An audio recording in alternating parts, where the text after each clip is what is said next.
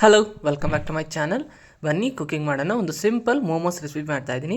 ಇದನ್ನು ಮಾಡೋದಕ್ಕೆ ನಾನಿಲ್ಲಿ ಫಸ್ಟು ಡೋ ಮಾಡ್ಕೊಂಬೇಡೋಣ. ಸೊ ಇದನ್ನು ಮಾಡೋದಕ್ಕೆ ಒಂದು ಮಿಕ್ಸಿಂಗ್ ಬೌಲ್ಗೆ ನಾನು 1 ಕಪ್ ಅಷ್ಟು ಮೈದಾ ಹಾಕ್ಕೊಂಡಿದ್ದೀನಿ. ರುಚಿಗೆ ತಕ್ಕಷ್ಟು ಉಪ್ಪು ಹಾಕ್ಕೊಂಡು ಮತ್ತು 1 ಟೇಬಲ್ ಸ್ಪೂನಷ್ಟು ರಿಫೈನ್ಡ್ ಆಯಿಲ್ ಹಾಕ್ಕೊಂಡಿದ್ದೀನಿ. ಸೊ ಇವಾಗ ಇದನ್ನು ನಾವಿಲ್ಲಿ ಒಂದು ಡೋ ಶೇಪಲ್ಲಿ ಮಾಡ್ಕೊಳ್ಳೋಣ. ಅಂದರೆ ನೀರನ್ನ ಸ್ವಲ್ಪನೇ ಹಾಕ್ಕೊಂಡು ಇದನ್ನು ಸಾಫ್ಟ್ ಡೋ ಆಗಿ ಮಾಡ್ಕೊಳ್ಳೋಣ.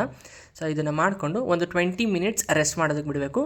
ಒಂದು ಒದ್ದೆ ಬಟ್ಟೆನ ಅದ್ರ ಮೇಲೆ ಮುಚ್ಚಿ ಒಂದು 20 ಮಿನಿಟ್ಸ್ ರೆಸ್ಟ್ ಮಾಡೋದಕ್ಕೆ ಬಿಡ್ಬೋದು. ಸೊ ಇಲ್ಲಿ ನಾನು ಇದ್ರ ಒಳಗಡೆ ಸ್ಟಫಿಂಗ್ ಮಾಡ್ಕೊಳ್ಳೋದಕ್ಕೆ ಒಂದು ಫ್ರೈ ಪ್ಯಾನ್ಗೆ ಆಯಿಲ್ ಹಾಕ್ಕೊಂಡಿದ್ದೀನಿ.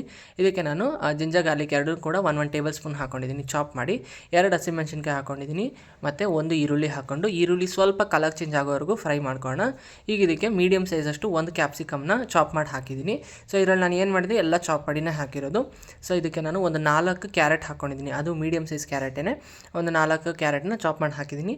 ಒಂದು ಮೀಡಿಯಮ್ ಸೈಜ್ ಕ್ಯಾಬೇಜ್ ಹಾಕ್ಕೊಂಡಿದ್ದೀನಿ, ಅದನ್ನು ಚಾಪ್ ಮಾಡಿ ಹಾಕಿದ್ದೀನಿ. ಸೊ ಇದರಲ್ಲಿ ನಿಮ್ಗೆ ಯಾವುದಾದ್ರೂ ವೆಜಿಟೇಬಲ್ಸ್ ಬೇಡ ಅಂದರೆ ಸ್ಕಿಪ್ ಮಾಡ್ಬೋದು, ಇಲ್ಲ ನೀವೇನಾದರೂ ಆ್ಯಡ್ ಮಾಡ್ತೀನಿ ಆದರೂ ಕೂಡ ಆ್ಯಡ್ ಮಾಡ್ಕೊಬೋದು. ಸೊ ಇದನ್ನು ಚೆನ್ನಾಗಿ ಫ್ರೈ ಮಾಡಿಕೊಂಡು ಸೊ ಇದಕ್ಕೆ ರುಚಿಗೆ ತಕ್ಕಷ್ಟು ಉಪ್ಪು ಹಾಕ್ಕೊಂಡು ಸ್ವಲ್ಪ ಪೆಪ್ಪರ್ ಪೌಡರ್ ಹಾಕೋಣ. ಸೊ ಖಾರ ಆಲ್ರೆಡಿ ಹಾಕಿದ್ದೀನಿ, ಸೊ ನಾನು ಅದಕ್ಕೆ ಖಾರ ಪುಡಿ ಏನೂ ಹಾಕಿಲ್ಲ.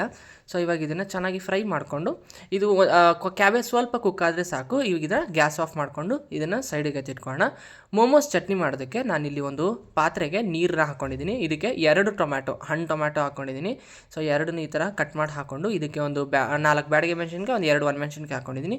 ಕೊತ್ತಂಬರಿ ಪ್ಲಸ್ ಕೊತ್ತಂಬರಿ ಕಡ್ಡಿ ಎರಡನ್ನೂ ಹಾಕ್ಕೊಂಡು ಇದನ್ನು ಚೆನ್ನಾಗಿ ಕುದಿಯೋಗಿ ಬಿಡಬೇಕು. ಸೊ ಇವಾಗ ಇದನ್ನು ಗ್ಯಾಸ್ ಆಫ್ ಮಾಡಿಕೊಂಡು ಇದನ್ನು ಕಂಪ್ಲೀಟ್ ನೈಸಾಗಿ ರುಬ್ಕೊಬೇಕು. ಇದಕ್ಕೆ ಉಪ್ಪು ಹಾಕ್ಕೊಂಡು ರುಬ್ಕೊಂಡಿದ್ದೀನಿ. ಸೊ ಇವಾಗ ಇದಕ್ಕೆ ಒಗ್ಗರಣೆ ಹಾಕೊಳ್ಳೋದಕ್ಕೆ ಪ್ಯಾನ್ಗೆ ಆಯಿಲ್ ಹಾಕ್ಕೊಂಡು ಜಿಂಜರ್ ಗಾರ್ಲಿಕ್ ಎರಡನ್ನೂ ಕೂಡ ಚಾಪ್ ಮಾಡಿ ಹಾಕಿದ್ದೀನಿ. ಜಿಂಜರ್ ಸ್ವಲ್ಪ ಹಾಕಿದ್ದೀನಿ, ಗಾರ್ಲಿಕ್ ಜಾಸ್ತಿ ಹಾಕಿದ್ದೀನಿ.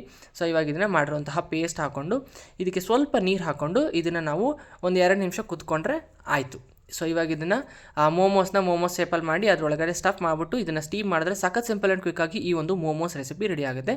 ಸೊ ಅದು ಶೇಪ್ ಮಾಡಿದೆ, ಬಟ್ ಅದು ವೀಡಿಯೋ ಡಿಲೀಟ್ ಆಗಿದೆ, ಸಾರಿ. ಯಾರೆಲ್ಲ ಹೊಸದಾಗಿ ನನ್ನ ಚಾನಲ್ ನೋಡ್ತೀರಾ ಪ್ಲೀಸ್ ಸಬ್ಸ್ಕ್ರೈಬ್ ಮಾಡಿ. Thanks for watching. ಬಾಯ್.